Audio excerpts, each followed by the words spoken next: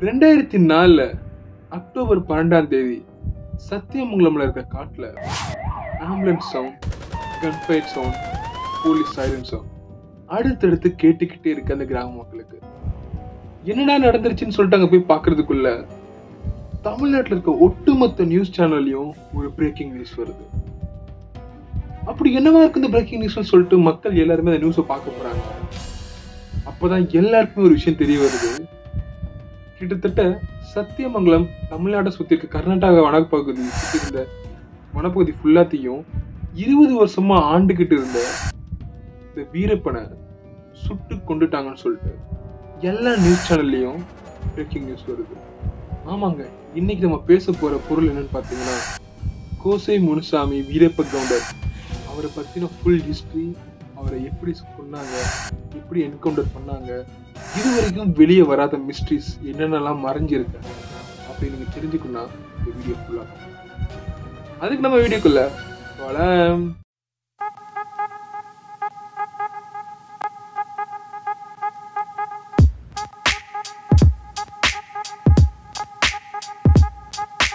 அன்பான சப்ஸ்கிரைபர் சொல்லிருக்கும் அன்பு சொல்லத்தின் அன்பான அன்பு வணக்கம். 1952 தமிழ்நாடு மற்றும் கர்நாடகா நடுவில் இருக்க கோபிநாத்தத்துல இருக்க பார்டர்ல தான் அவர் பிறந்திருக்காரு. கிட்டத்தட்ட 12 வயசுல இருந்து பாத்தீங்கன்னா அவங்க மாமா செவி கவுண்டர் கூட சேர்ந்து யானையை வேட்டையாடி இருக்காரு. ஸோ சின்ன வயசுல இருந்தே ஒரு காட்டை எப்படி ஆளணும், இந்த காட்டுல என்னெல்லாம் இருக்குன்ற விஷயத்த அவங்க மாமா செவி கவுண்டரோட சேர்ந்துட்டு எல்லாத்தையுமே கத்துட்டு வந்திருக்காரு. கிட்டத்தட்ட அவருக்கு ஒரு 17 வயசு இருக்கும்போது அவங்க மாமா கூட சேர்ந்து ஸ்மக்லிங், சந்தன கடத்துதல், யானையோட தந்தங்களை வேட்டையாடுதுன்னு சொல்லிட்டு அவரோட சாம்ராஜ்யத்தை வீரப்பன் ஆரம்பிக்கிறாரு. கிட்டத்தட்ட அவரு ஸ்டார்ட் பண்ண கொஞ்ச காலத்திலேயே படன்னு அவர் 28 வயசு வர்றதுக்குள்ளேயே பாத்தீங்கன்னா 250 யானைகளை மேல கொன்று அதோட தந்தங்களை எடுத்து வெளிநாட்டுக்கு எக்ஸ்போர்ட் பண்ணியிருக்காரு. ஸோ இந்த விஷயம் கர்நாடக கவர்மெண்ட்டுக்கு தெரிய வருது. யானையோட தந்தங்களை வந்து அதிகமா எக்ஸ்போர்ட் பண்ணி விற்கிறாங்கன்னு சொல்லிட்டு இது யாரா விற்கிறான்னு பார்த்தா எந்த ஒரு கவர்மெண்ட்டுக்கும் இவரோட பேரும் தெரியல, யார் இது எக்ஸ்போர்ட் பண்றாங்கன்னு தெரியல. ஸோ 2 கவர்மெண்ட்டும் சேர்ந்து இது யாரு பண்றாங்கன்னு கண்டுபிடிக்கலாம்னு சொல்லிட்டு எல்லா நாட்டுக்குமே இதை விசாரிக்க ஆரம்பிக்கிறாங்க. அதாவது யானை தந்தங்கள்லாம் எங்கெல்லாம் யூஸ் பண்ணப்படுதோ எல்லா இடத்துக்குமே விசாரிச்சு இது எங்க இருந்து எக்ஸ்போர்ட் ஆகுதுன்னு சொல்லிட்டு கண்டுபிடிக்கிறாங்க. ஸோ கண்டுபிடிச்சதுல சத்தியமங்கலம் வனப்பகுதியில இருந்துதான் இது எல்லாமே எக்ஸ்போர்ட் ஆகுதுன்னு கண்டுபிடிக்கிறாங்க. இதையெல்லாம் கண்டுபிடிச்ச போலீஸ் இவரை போய் நெருங்குறதுக்குள்ள வருடங்களும் போகுது. இந்த வருடங்கள் போறதுக்குள்ள 250+ இருந்த கவுண்ட், யானையை கொண்ட கவுண்ட் 2000+ யானைகளா மாறுது.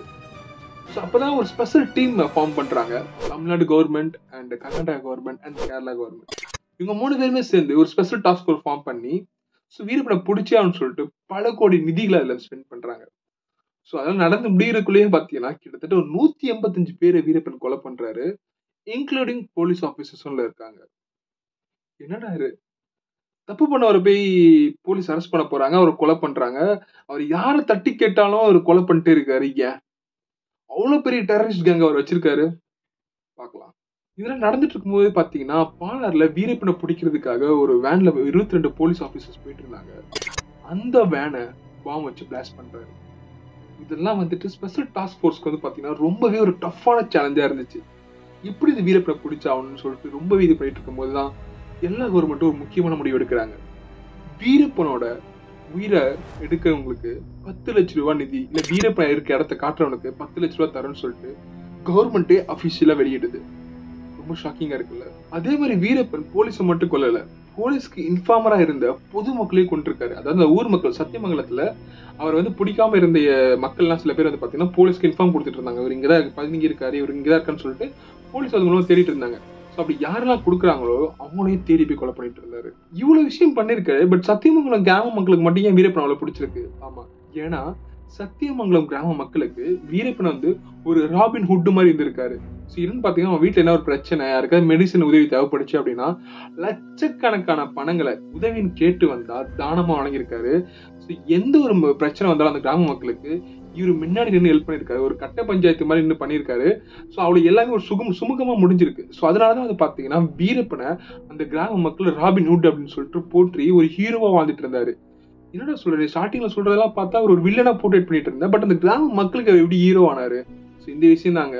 ஸோ எல்லா ஹெல்ப்பும் நல்லதும் நன்கொடைகளும் நிறைய பண்ணதுனால தான் பாத்தீங்கன்னா அந்த கிராம மக்களுக்கு ஒரு ஹீரோவா போர்ட்ரேட் ஆனாரு. இப்படி ஒரு ஹீரோவா நடந்துட்டு இருக்கும் போதுதான் கவர்மெண்ட் ஒரு சீனிவாசன் அப்படின்ற ஒரு ஐஎஃப்எஸ் ஆபீசர் அங்க அனுப்புறாங்க. சோ அந்த சீனிவாசன் வந்து பாத்தீங்கன்னா மத்த ஆபீசர்ஸ் மாதிரி இல்லாம அந்த கிராம மக்களோட, சத்தியமங்கலம் கிராம மக்களோட நல்ல ரிலேஷன்ஷிப் வச்சு அந்த கிராம மக்களுக்கு என்னென்ன உதவி தேவைப்படுது, கல்வியில எப்படிலாம் மேன்மை அடையலாம், ஸோ அங்க இருக்க பெண்கள் எப்படி முன்னுரிமை கொடுக்கலாம் அப்படின்னு சொல்லிட்டு எல்லா விஷயமும் அந்த கிராமத்துக்கு நல்லது பண்றாரு. இவர் அந்த கிராமத்துக்கு மட்டுமே நல்லது பண்ண வரல, வீரப்பன் கூடயுமே நம்ம பேசி சமாதானப்படுத்தி அவர் கவர்மெண்ட் சரண்டர் வைக்கலாம் அப்படின்னு சொல்லிட்டு நிறைய விஷயம் வீரப்பன் பேச ட்ரை பண்றாரு. பட் வீரப்பன் இவர் வந்து இந்த கிராம மக்களோட ரொம்ப அட்டாச் ஆயிட்டாரு. நான் பண்ற விஷயம் இவரே பண்றாரு, இந்த கிராம மக்கள் எப்படி ஒரு அட்டாச் ஆவார்னு சொல்லிட்டு பட் வீரப்பனுக்கு பிடிக்கல. அது மட்டும் இல்லாம வீரப்பனோட தங்கி வந்து பாத்தீங்கன்னா இவரோட ரிலேஷன்ஷிப் இருந்திருக்கான்னு சொல்லிட்டு ஒரு கட்டுக்கதையும் அந்த காலத்துல இருந்துச்சு. ஸோ இதனால வந்து பாத்தீங்கன்னா வீரப்பனுக்கு இது சுத்தமா மேல பிடிக்கவே இல்லை. ஸோ வீரப்பனுக்கும் சீனிவாசனுக்கும் ஆகாது. என்னதான் வீரப்பனுக்கும் சீனிவாசனுக்கும் ஆகாம இருந்தாலும் சீனிவாசன் அந்த கிராம மக்களுக்கு ஹீரோவா இருந்திருக்காரு. இப்ப கூட பாத்தீங்கன்னா சீனிவாசனுக்கு அங்க ஸ்டாச்சு வச்சிருக்காங்க. ஸோ இந்த மாதிரி தான் போயிட்டு இருக்கும்போது பாத்தீங்கன்னா 1993 சீனிவாசனுக்கும் வீரப்பனுக்கும் பேச்சுவார்த்தையாக பிளான் பண்றாங்க. அந்த பேச்சுவார்த்தையில சீனிவாசன் எந்த ஒரு டாஸ்க் ஃபோர்ஸும் கூட்டு போகாம தனியா போய் ட்ரை பண்றாரு. பட் போன இடத்துல சீனிவாசனை வீரப்பன் கழுத்தை கட் பண்ணி கொலை பண்ணிடுறாரு. இதுக்கப்புறம் பாத்தீங்கன்னா 1993-94 அப்புறம் பாத்தீங்கன்னா உலக அளவுல பாத்தீங்கன்னா யானை தந்தங்களை ஏற்றுமதி இறக்குமதி பண்ணக்கூடாது. ஸோ அது ஒரு வனவிலங்கு வந்து சேஃபான ப்ரொடக்ட்ல இருக்க போதா அப்படின்னு சொல்லிட்டு அதை எங்கேயுமே சேல் பண்ணக்கூடாது, எந்த விலை உயர்ந்த பொருளாகவும் அது எந்த ஒரு செல்லிங் ப்ராடக்டா இருக்கக்கூடாதுன்னு சொல்லிட்டு வேர்ல்டு ஃபுல்லா தடை பண்றாங்க. ஸோ தடை பண்ண உடனே இது ஒரு முக்கியமான பிசினஸா பண்ணிட்டு இருந்த வீரப்பனுக்கு ஒரு பெரிய தடையா இருக்காரு. அப்பதான் வீரப்பனுக்கு ஒரு யோசனை வருது, இதுக்கப்புறம் பிசினஸ் சொல்லிட்டு யானை தந்தங்களை வெட்ட முடியாது, எங்கேயும் எக்ஸ்போர்ட் ஆகாது. ஸோ நம்ம என்ன பண்ணலாம்னு யோசிச்சுட்டு இருக்கும்போதுதான் சத்தியமங்கம் காட்டுல எக்கச்சக்கமான சந்தன மரங்கள் இருக்கிறத அவர் பாக்குறாரு. இந்த சந்தன மரங்களோட டிமாண்ட் வேர்ல்டு வைட் பிசினஸ்ல எங்கேயோ டாப்ல இருக்கு. ஸோ இந்த மாதிரி டைம்ல சந்தன மரங்களை வெட்டி அதை கடத்த ஸ்டார்ட் பண்றாரு. கிட்டத்தட்ட பல கோடி ரூபாய், கிட்டத்தட்ட 140 கோடி ரூபாய், கிட்டத்தட்ட ஒரு 7 வருஷ காலத்துல அவர் அச்சீவ் பண்றாரு. யோசிச்சு பாருங்க, 93 to 2000 டைம்ல 140 கோடி ரூபாய் எவ்வளவு காசு இருக்கும். ஸோ அவ்வளவு பெரிய காசை சந்தன கடத்தல் பண்ணி அச்சீவ் பண்றாரு. ஸோ இந்த டைம்ல தான் பாத்தீங்கன்னா ஸ்பெஷல் டாஸ்க் ஃபோர்ஸ் வந்து பாத்தீங்கன்னா சந்தன கடத்தல் பண்ணும்போது வீரப்பனோட கேங்க கிட்டத்தட்ட 20 பேர் பிடிச்சு வச்சுட்டாங்க. ஸோ பிடிச்சு வச்சுட்டோன்னே அந்த டைம்ல வீரப்பன் ஒரு விஷயம் பண்றாரு, கிட்னாப்பிங்.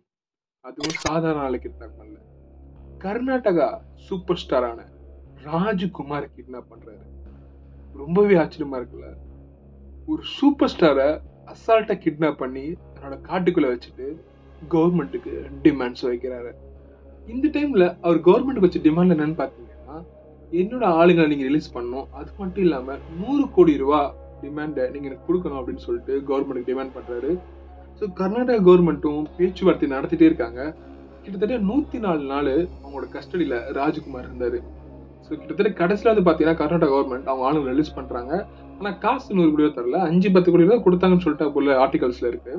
ஸோ 104 நாள் கழிச்சு ஒரு கர்நாடகா சூப்பர் ஸ்டார் தன்னோட ஹோஸ்டேஜா வச்சுக்கிட்டு 104 நாள் கழிச்சு ரிலீஸ் பண்றாரு. ஸோ அந்த ஹோஸ்டேஜ்லயே ஒரு நல்லபடியா வச்சிருந்தாங்க, எந்த ஒரு காயமும் இல்லாம அவர் ரிலீஸ் பண்றாரு.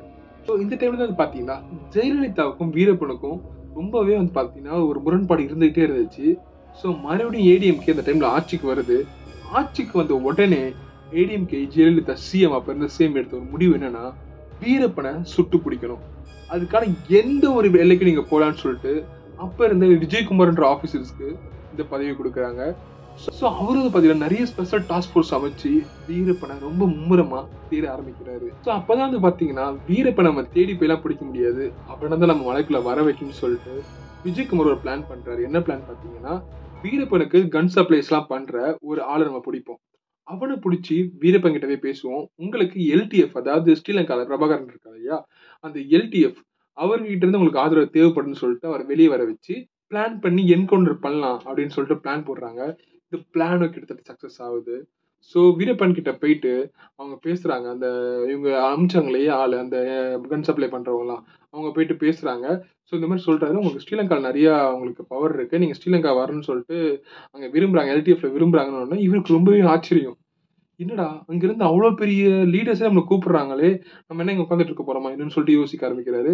கொஞ்ச நாள்ல வீரப்பனுக்கும் சில உடம்புல உபாதைகள் இருக்குது, கண்ணுல எல்லாம் புற வந்துருச்சு, வயசும் ஆகுது இல்லையா. சோ அப்படி இருக்கும்போது ஒரு கண் ஆபரேஷன் பண்ணி ஆகணும், அப்போ கொஞ்சம் காசு தேவைப்பட்டுச்சு. அப்ப எல்லாமே பாத்தீங்கன்னா வீரப்பனை சுத்தி இருந்தனால அவரோட பிசினஸ் பண்ண முடியல. அப்ப என்ன பண்ணாங்கன்னா, எல்டிஎஃப்ல இருந்து உங்களுக்கு நாங்க எல்லாமே ஆப்பரேஷன் நாங்க பார்த்துக்கிறோம் அப்படின்னு சொல்லிட்டு அங்கிருந்து தகவல் வருது.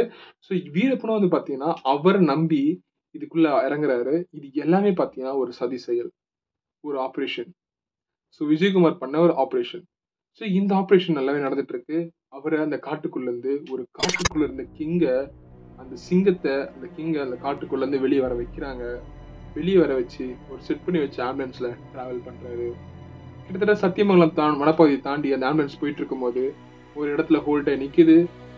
மறுபடியும் ஆம்புலன்ஸ் ஏதோ சொல்லிட்டு மறுபடியும் கொஞ்சம் மூவ் ஆகுது. மறுபடியும் ஹோல்ட் ஆயி நிக்குது. ஆம்புலன்ஸ் இந்த டிரைவர் இறங்கி ஓடுறாரு. இறங்கி ஓடுன உடனே எல்லா சைடுல இருந்து கன் ஃபயர். இவங்க திருப்பி கன் ஃபயர் பண்ண ட்ரை பண்றாங்க. பட் முடியல. எல்லா சைடுல இருந்து கன் ஃபயர். ஸ்டார்டிங்ல சொல்லிட்டு இருந்தேன் பாத்தீங்களா, ஒரு போலீஸ் சைரன் சவுண்ட் கேட்டுச்சு, ஆம்புலன்ஸ் சவுண்ட் கேட்டுச்சு. இதான் அந்த நியூஸ் இதோட கனெக்ட் பண்ணிக்கோங்க. ஸோ அப்பதான் வந்துட்டு எல்லா டிவிலையும் பிரேக்கிங் நியூஸ் வருது. வீரப்பனை சுட்டு கொண்டுட்டாங்க அப்படின்னு சொல்லிட்டு, என்கவுண்டர் பண்ணிட்டாங்க அப்படின்னு சொல்லிட்டு எல்லா நியூஸ் சேனலுக்கு வெளியே போகுது.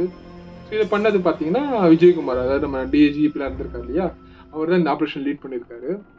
ஸோ இது மூலமா பார்த்தீங்கன்னா கிட்டத்தட்ட 20-25 வருஷமா ஒரு காட்டையே ஆண்டுகிட்டு 3 ஸ்டேட் கவர்மெண்ட்டை ஓட விட்டு, இதில் நடுவில் மிலிட்ரிலாம் ட்ரை பண்ணியிருக்காங்க. மிலிட்ரி வந்து என்ன சொல்லிட்டாங்கன்னா, நீங்க வந்து வீரப்பன் இருக்கிற இடத்த எங்கன்னு சொன்னீங்கன்னா நாங்கள் போய் அவர் அட்டாக் பண்ணுவோம். இல்லாம இவ்வளவு பெரிய காட்டுல நீங்க போய் அவர் தேடிங்கன்னா எங்க போய் தேடுவோம். ஏன்னா சத்தியமங்கலம் கர்நாடகா வனப்பகுதின்றது ரொம்ப பெரிய வனப்பகுதி. அந்த காட்டுல நீங்க எங்க போனாலும் நம்ம வெளில வரதே கஷ்டம். அந்த அந்த வனப்பகுதியை இவர் ஆண்டுகிட்டு இருந்தாரு. அதனால அது எல்லா அளவும் மறைஞ்சு மறைஞ்சு மறைஞ்சு மறைஞ்சு வாழ்ந்துட்டு இருந்தாரு. ஸோ எங்களால் கண்டுபிடிக்க முடியும்னு சொல்லிட்டு மிலிட்ரியே சொல்லிட்டாங்க. பட் தமிழ்நாடு கவர்மெண்ட் எடுத்த ஒரு முக்கியமான நடவடிக்கையில வீரப்பனை தேடி போய் அவரை சுட்டு பிடிச்சிருக்காங்க. ஸோ இதுக்கப்புறம் வந்து பாத்தீங்கன்னா அந்த வீரப்பனோட மறைவுல நிறைய மர்மங்கள் இருந்துச்சு. ஸோ வீரப்பனை வந்து சுட்டுலாம் பிடிக்கல. அவருக்கு முன்னாடியே வந்து பாத்தீங்கன்னா சாப்பிடுற சாப்பாட்டுல பாய்சன் தான் கொடுத்து அவரை கூட்டு வந்து கொலை பண்ணியிருக்காங்க அப்படின்னு சொல்லிட்டு நிறைய ஹியூமன் ரைட்ஸ்லாம் வந்து பாத்தீங்கன்னா தகவல் சொல்லியிருந்தாங்க. ஏன்னா அவரோட இறந்தோன்னா அவரோட மீசியஸ் அழிச்சிருக்காங்க. ஸோ இதனால வீரப்பன் இல்லை அப்படின்லாம் சொல்லும் போது அவரோட ஃபிங்கர் பிரிண்ட் அண்ட் அவரோட blood report and DNA report எல்லாம் எடுத்து தான் போலீஸ் வீரப்பன் கன்ஃபார்ம் பண்ணியிருக்காங்க. ஸோ இது மட்டும் இல்லாம சத்தியமங்கலம் கிராம மக்கள், அங்க சுத்தி இருக்க கிராம மக்கள் எல்லாமே வீரப்பனோட பாடி பார்க்க ட்ரை பண்ணியிருக்காங்க. பட் போலீஸ் யாருக்குமே பர்மிஷன் தரல. அவங்க குடும்பத்துக்கு மட்டுமே பர்மிஷன் கொடுத்து அவரோட இறுதி சடங்கு நடத்திருக்காங்க. ரொம்பவே ஆச்சரியமான ஸ்டோரியா இருக்குல்ல. ஒரு கிராம மக்களுக்கு, அதாவது தன் சூழ்ந்த கிராம மக்களுக்கு ஒரு ஹீரோவா போட்டுட்டான ஒருத்தர் 3 ஸ்டேட் கவர்மெண்ட்டுக்கு ஒரு வில்லனா இருந்திருக்காரு. அவர் ஹீரோவா வில்லனா? நடுவுல ஸ்ரீனிவாசன் ஒருத்தர் கூட அவரை கவர்மெண்ட் ஒப்படைக்க ட்ரை பண்ணியிருக்காரு. பட் அவரே அவர் கொண்டிருக்காரு.